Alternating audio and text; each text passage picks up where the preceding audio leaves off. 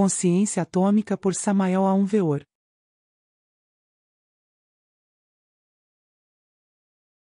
Seu link.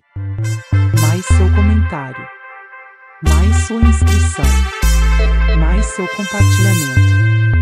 Vamos fazer esse ensinamento semear. Nossa imensa gratidão. Consciência atômica. Ciência materialista, ciência alquímica. Em certa ocasião, em uma conferência, afirmei que grande parte dos postulados da chamada ciência materialista seriam as mentiras de amanhã, e não faltaram aqueles que, armas ao pronto, saiu para defender sua posição contrária à minha declaração. Mas, não sou o único, nem o primeiro, nem o último a afirmá-lo.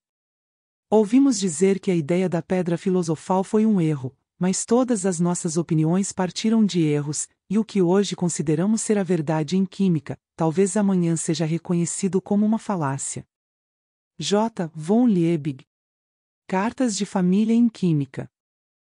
Botânica, por exemplo, considerada o ramo da ciência que estuda as plantas, é outro termo mal utilizado. Entre os antigos gregos, os botani eram literalmente os habitantes da grama, ou seja, as inteligências elementais ou almas das plantas. Desta forma, a botânica deveria ser, em ciência rigorosa, o estudo dos habitantes da relva e não apenas o estudo destes últimos. Se, em sentido estritamente acadêmico, a ciência materialista é conhecimento exato e fundamentado de certas coisas, não poderia, portanto, errar, sendo um conhecimento exato. E sim, errar é, puramente, sinônimo de mentir, e, por outro lado, a ciência materialista que significa conhecimento exato, já errou em inúmeras ocasiões, é mentirosa, falsa e orgulhosa demais, porque não aceita seus próprios erros, justifica-os de mil maneiras. Ciência sem consciência. Que ocorrência! O mesmo vale para o cientista inconsciente. A partir do momento em que a chamada ciência se divorciou dos princípios místicos e filosóficos, tirou a alma da pesquisa. A matemática, dita de ciência exata, não teve em um de seus pais o divino Pitágoras, tão enunciado em nossas salas de aula? E, nos dizem que ele foi o descobridor da tabuada, do sistema decimal e do teorema que leva seu nome. E que estudioso negaria que ele foi um grande filósofo e místico em todos os sentidos da palavra? O que diríamos de Paracelso, um dos fundadores da medicina experimental, descobridor da existência do zinco como metal independente e definiu a toxicidade do arsênico, apontando também a eficácia terapêutica antiluética do precipitado vermelho de mercúrio? E Paracelso foi um dos promotores da alquimia mística, que propõe uma verdadeira transformação da pessoa, na pessoa.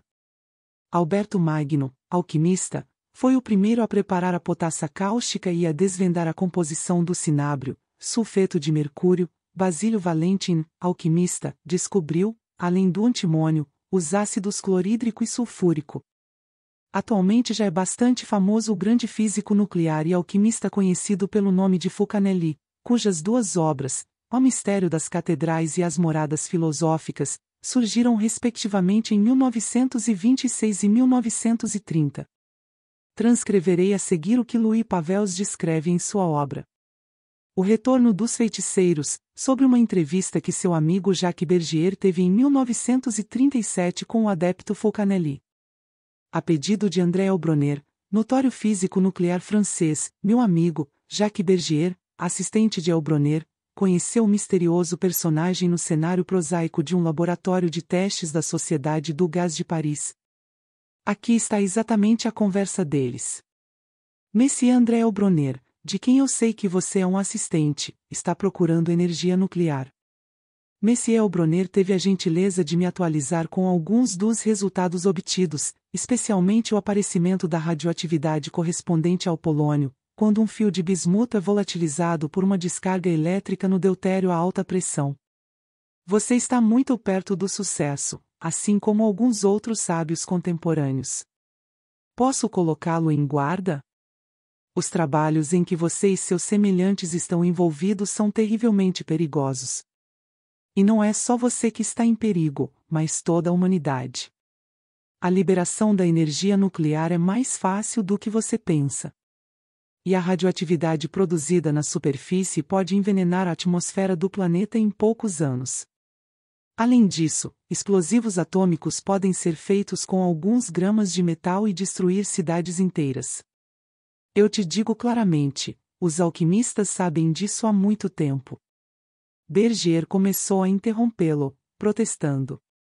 Alquimistas e física moderna. Ele estava prestes a explodir em sarcasmo, quando o outro o interrompeu.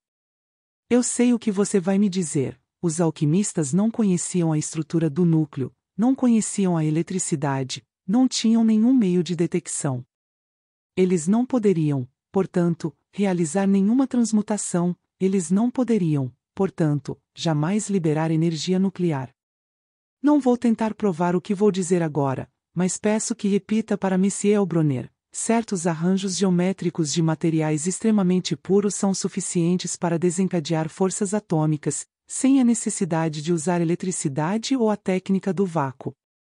E agora vou me limitar a ler algumas linhas para você. O homem tirou de sua escrivaninha a obra de Frederick Soddy, Ele Interpretation du Radium, abriu-a e leu. Acho que existiram no passado civilizações que conheciam a energia do átomo e que foram totalmente destruídas pelo mau uso desta energia. Então ele continuou. Eu imploro que você admita que algumas técnicas parciais sobreviveram. Peço também que reflitam sobre o fato de que os alquimistas misturaram preocupações morais e religiosas com os seus experimentos, enquanto a física moderna nasceu no século XVIII da diversão de alguns senhores e de alguns ricos libertinos. Ciência sem consciência. Achei que estava fazendo a coisa certa ao alertar alguns pesquisadores aqui e ali, mas não tenho a menor esperança de que meu alerta dê frutos. Quanto ao resto, não preciso de esperança. Bergier se permitiu fazer uma pergunta. Se o senhor também é um alquimista, senhor, não posso acreditar que gaste seu tempo tentando fazer ouro, como Donikovsky ou o Dr. Miette. Há um ano que tento documentar-me na alquimia e só me deparo com charlatães ou com interpretações que me parecem fantásticas. O senhor poderia me dizer em que consistem suas investigações? Você me pede para resumir em 4 minutos 4.000 anos de filosofia e os esforços de toda a minha vida. Ele também me pede para traduzir em linguagem simples conceitos que não admitem linguagem simples. Posso, no entanto, dizer-vos o seguinte: sabeis que, na actual ciência oficial em progresso, o papel do observador é cada vez mais importante. A relatividade, o princípio da incerteza, mostram até que ponto o observador intervém nos fenômenos hoje. O segredo da alquimia é este: existe uma maneira de manipular a matéria e a energia de forma a produzir o que os cientistas contemporâneos chamariam de campo de força. Este campo de força atua sobre o observador e o coloca em situação privilegiada diante do universo. Deste ponto privilegiado, ele tem acesso a realidades que o espaço e o tempo, a matéria e a energia tendem a nos esconder. É o que chamamos de grande obra. Mas e a pedra filosofal? E a fabricação de ouro? Isso nada mais é do que aplicações, casos particulares. É a transmutação dos metais, mas do próprio experimentador. É um segredo antigo que vários homens vão descobrir a cada séculos. Talvez um dia ele saiba. Meu amigo nunca mais veria aquele homem, que deixou uma marca indelével sob o nome de Fulcanelli. Tudo o que sabemos dele é que sobreviveu à guerra e desapareceu completamente após a libertação. Todos os esforços para encontrá-lo falharam. Essas etapas foram muito reais, pois foram executadas pela Comissão Balsos, patrocinada pela CIA americana, que, a partir de 1945, tinha ordens muito rígidas para localizar todos que tivessem qualquer relação com a ciência atômica na Europa. Bergier foi chamado para depor, mas não conseguiu dar nenhuma pista ao comandante que o interrogou. Isso lhe permitiu examinar o primeiro documento conhecido sobre o uso militar do átomo. Já que Bergier verificou então que a bateria atômica havia sido perfeitamente descrita como uma estrutura geométrica de substâncias extremamente puras e que, por outro lado, esse mecanismo não exigia eletricidade nem a técnica do vácuo, como previra Fulcanelli. O relatório acabou expondo a possibilidade de a poluição do ar se espalhar por todo o planeta. É compreensível que tanto Bergier quanto as autoridades americanas quisessem encontrar um homem cuja existência fosse uma prova irrefutável de que a ciência alquímica estava muitas décadas à frente da ciência oficial. E se Fulcanelli ocupava posição tão vantajosa quanto ao conhecimento atômico, também deveria estar bem informado sobre muitos outros assuntos, e talvez por isso todas as indagações tenham sido em vão. Para a reflexão de nossos leitores, vejamos a que conclusão científica chegou um dos maiores sábios da época, Einstein, segundo entrevista pessoal que Giovanni Papini registrou em sua obra Gog. Einstein resignou-se a receber-me porque eu avisei que tinha reservado para ele a soma de 100.000 marcos, destinados à Universidade de Jerusalém, Montes Copos. Encontrei-o tocando violino. Ele tem, de fato, a cabeça de um verdadeiro músico. Vendo-me, ele largou o arco e começou a me questionar. Você é um matemático? Não. É físico? Não. Você é astrônomo? Não. Você é engenheiro? Não. Ele é filósofo? Não. Ele é músico? Não. Você é jornalista? Não. Ele é um israelita? Nenhum. Então por que você quer tanto falar comigo? E por que ele fez uma doação tão generosa para a Universidade Hebraica da Palestina? Sou um ignorante que quer se educar e minha doação não passa de um pretexto para ser admitido e ouvido. Einstein me perfurou com seus olhos negros de artista e pareceu refletir. Agradeço a doação e a confiança que depositam em mim. Você deve concordar, no entanto, que dizer algo sobre meus estudos é quase impossível se você, como diz, não souber nem matemática nem física. Estou acostumado a proceder com fórmulas incompreensíveis para os não iniciados, e mesmo entre os iniciados são poucos os que conseguiram entendê-las perfeitamente. Portanto, tenha a bondade de me desculpar. Não posso acreditar, respondi, que um homem de gênio não possa se explicar com palavras comuns. E minha ignorância não é, porém, tão completamente desprovida de intuição. Sua modéstia, respondeu Einstein, e sua boa vontade merecem que eu faça violência aos meus costumes. Se algum ponto parece obscuro para você, peço que me desculpe a partir de agora.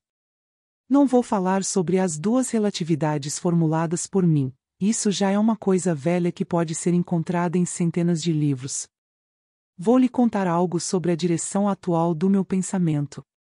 Por natureza sou um inimigo das dualidades. Dois fenômenos ou dois conceitos que parecem opostos ou diferentes me ofendem. Minha mente tem um objetivo final: eliminar as diferenças. Ao fazê-lo, permaneço fiel ao espírito de consciência que, desde os tempos dos gregos, sempre inspirou a unidade. Na vida e na arte, se você olhar bem, acontece a mesma coisa. O amor tende a fazer de duas pessoas um só ser. A poesia, com o uso perpétuo da metáfora, que assimila objetos diversos, pressupõe a identidade de todas as coisas. Nas ciências, esse processo de unificação deu um passo gigantesco. A astronomia, desde a época de Galileu e Newton, tornou-se parte da física. Riemann, o verdadeiro criador da geometria não euclidiana, reduziu a geometria clássica à física. As investigações de Nernst e Max Bohr fizeram da química um capítulo da física, e como Loeb reduziu a biologia a fatos químicos, é fácil deduzir que mesmo isso, no fundo, não passa de um parágrafo de física. Mas na física, até recentemente havia dados que pareciam irredutíveis, diferentes manifestações de uma entidade ou grupos de fenômenos. Como por exemplo, o tempo e o espaço, a massa inerte e a massa pesada, ou seja, sujeita à gravidade, e fenômenos elétricos e magnéticos, por sua vez diferentes dos da luz. Nos últimos anos, essas manifestações desapareceram e essas distinções foram suprimidas. Como você deve se lembrar, não apenas mostrei que o espaço absoluto e o tempo universal não têm sentido, mas também deduzi que o espaço e o tempo são aspectos indissolúveis de uma única realidade. Faraday há muito estabeleceu a identidade dos fenômenos elétricos e magnéticos e, mais tarde, os experimentos de Maxwell e Lorentz assimilaram a luz do eletromagnetismo. Eles permaneceram, bem, oposto, na física moderna, apenas dois campos, o campo da gravidade e o campo eletromagnético. Mas consegui, finalmente, mostrar que estes também constituem dois aspectos de uma única realidade. É minha última descoberta, a teoria do campo unitário. Ora, espaço, tempo, matéria, energia, luz, eletricidade, inércia, gravitação, nada mais são do que nomes diferentes de uma mesma atividade homogênea. Todas as ciências são reduzidas à física, e a física agora pode ser reduzida a uma única fórmula. Essa fórmula, traduzida para a linguagem comum, diria algo mais ou menos assim: algo se move. Estas três palavras são a síntese final do pensamento humano. Na física moderna, apenas dois campos, o campo gravitacional e o campo eletromagnético. Mas consegui, finalmente, mostrar que estes também constituem dois aspectos de uma única realidade. É minha última descoberta, a teoria do campo unitário. Ora, espaço, tempo, matéria, energia, luz, eletricidade, inércia, gravitação, nada mais são do que nomes diferentes de uma mesma atividade homogênea. Todas as ciências são reduzidas à física, e a física agora pode ser reduzida a uma única fórmula. Essa fórmula, traduzida para a linguagem comum, diria algo mais ou menos assim: algo se move. Estas três palavras são a síntese final do pensamento humano. Na física moderna, apenas dois campos, o campo gravitacional e o campo eletromagnético. Mas consegui, finalmente, mostrar que estes também constituem dois aspectos de uma única realidade. É minha última descoberta, a teoria do campo unitário. Ora, espaço, tempo, matéria, energia, luz, eletricidade, inércia, gravitação, nada mais são do que nomes diferentes de uma mesma atividade homogênea. Todas as ciências são reduzidas à física, e a física agora pode ser reduzida a uma única fórmula. Essa fórmula, traduzida para a linguagem comum, diria algo mais ou menos assim: algo se move. Estas três palavras são a síntese final do pensamento humano. O campo gravitacional e o campo eletromagnético. Mas consegui, finalmente, mostrar que estes também constituem dois aspectos de uma única realidade.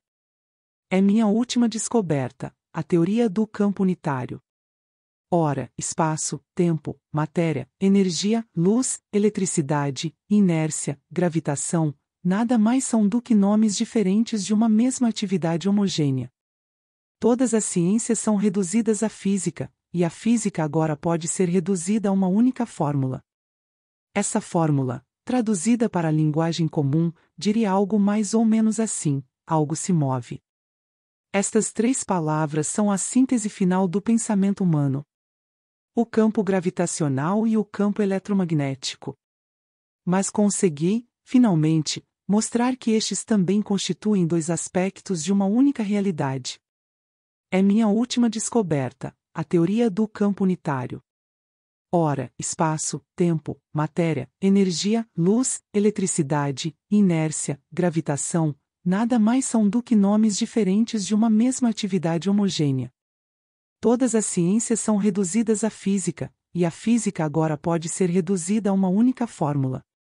Essa fórmula, traduzida para a linguagem comum, diria algo mais ou menos assim: algo se move.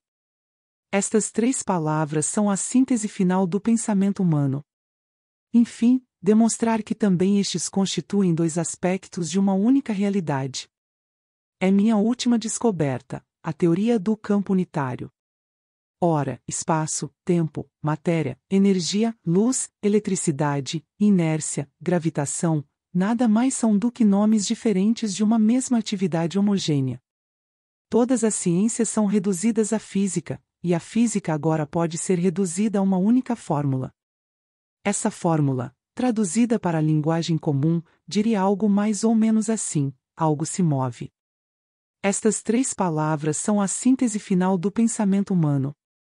Enfim, demonstrar que também estes constituem dois aspectos de uma única realidade. É minha última descoberta, a teoria do campo unitário. Ora, espaço, tempo, matéria, energia, luz, eletricidade, inércia, gravitação, nada mais são do que nomes diferentes de uma mesma atividade homogênea. Todas as ciências são reduzidas à física, e a física agora pode ser reduzida a uma única fórmula. Essa fórmula, traduzida para a linguagem comum, diria algo mais ou menos assim: algo se move. Estas três palavras são a síntese final do pensamento humano. Tempo, matéria, energia, luz, eletricidade, inércia, gravitação, nada mais são do que nomes diferentes de uma mesma atividade homogênea. Todas as ciências são reduzidas à física, e a física agora pode ser reduzida a uma única fórmula. Essa fórmula, traduzida para a linguagem comum, diria algo mais ou menos assim: algo se move. Estas três palavras são a síntese final do pensamento humano. Tempo, matéria, energia, luz, eletricidade, inércia, gravitação, nada mais são do que nomes diferentes de uma mesma atividade homogênea. Todas as ciências são reduzidas à física, e a física agora pode ser reduzida a uma única fórmula. Essa fórmula, traduzida para a linguagem comum, diria algo mais ou menos assim: algo se move. Estas três palavras são a síntese final do pensamento humano. Algo está se movendo. Estas três palavras são a síntese final do pensamento humano. Algo está se movendo. Estas três palavras são a síntese final do pensamento humano. Einstein deve ter visto a expressão em meu rosto, meu estupor. Você está surpreso, acrescentou, pela aparente simplicidade desse resultado supremo? Milhares de anos de pesquisas e teorias para chegar a uma conclusão que parece um lugar comum da experiência mais vulgar? Admito que você não está totalmente errado. No entanto, o esforço de síntese de tantos gênios científicos leva a isso e nada mais: algo está se movendo. No começo, diz San Juan, era o verbo. No começo, responde Goethe, foi a ação. No começo e no fim, eu digo, está o movimento. Não podemos dizer ou saber mais. Se o fruto final do conhecimento humano lhe parece uma sorva muito vulgar, não é minha culpa. A força de unificar é necessário obter algo incrivelmente simples. Até aqui está a transcrição. Uma pergunta permanece: o que é que anima o movimento? Nas Sagradas Escrituras nos é dito: e o Espírito de Deus se movia sobre a face das águas. Na alquimia sabemos exatamente do que se trata. Vale dizer que se todas as ciências se reduzem à física, a física se reduz à alquimia. Não em vão, a filosofia hermética, ciência alquímica, tem sido chamada de a mãe de todas as ciências.